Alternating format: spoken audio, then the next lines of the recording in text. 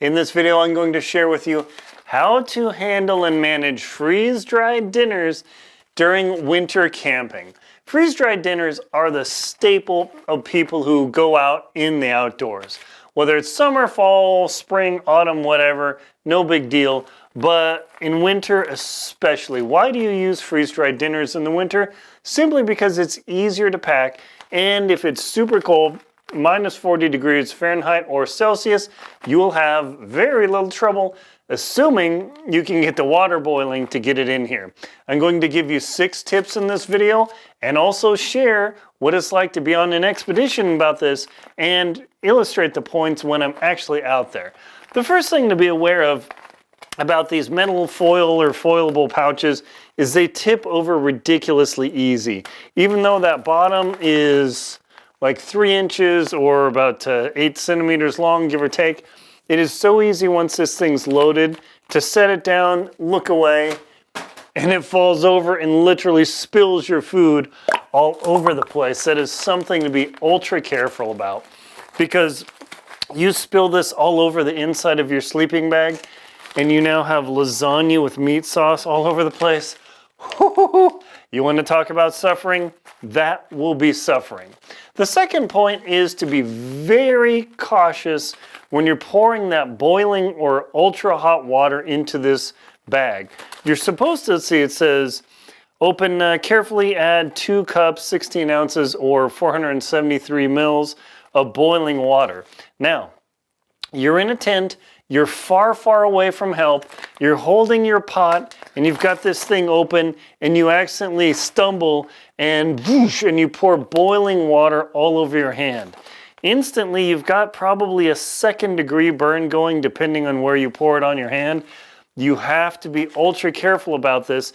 I actually have had tent mates accidentally do this, is pouring water into a container and get a little bit on their hand. Fortunately, nothing bad happened, but boy, oh boy, be careful.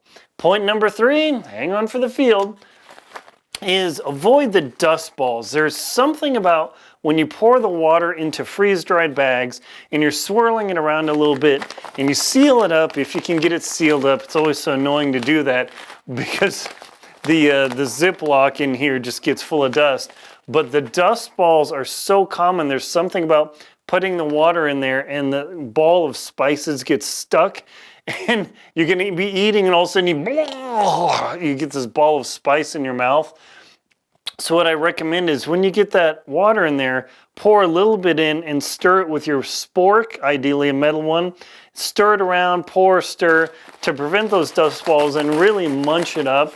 That way you don't end up with those inedible dust balls at the end of your meal. The next thing, point number 4, is keep your hands and your gloves out of the container. Multiple reasons. 1, you put your very nice gloves that you're going to have to live with for weeks, if not months, into this container.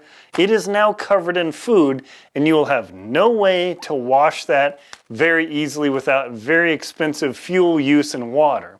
Second point, you probably haven't washed your hands all day. Hopefully you used a little bit of hand sanitizer before you started cooking.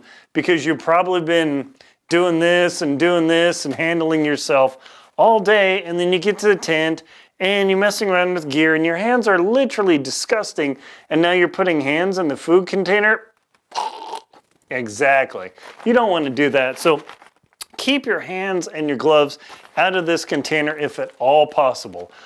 Bonus tip, I usually use a thermos, a food thermos by Stanley. Pour the food in there rather than using the bags on a long expedition. It's much easier to manage, easier to seal, far less likely to have trouble. I'll put a link below in the description, so definitely check that out. Next question, where to place this bag after you've poured the hot water in there? Well, let's take you to the field to talk about that and show you what the other experiences of how and why I do these things will be in the field. Yeah, something like that.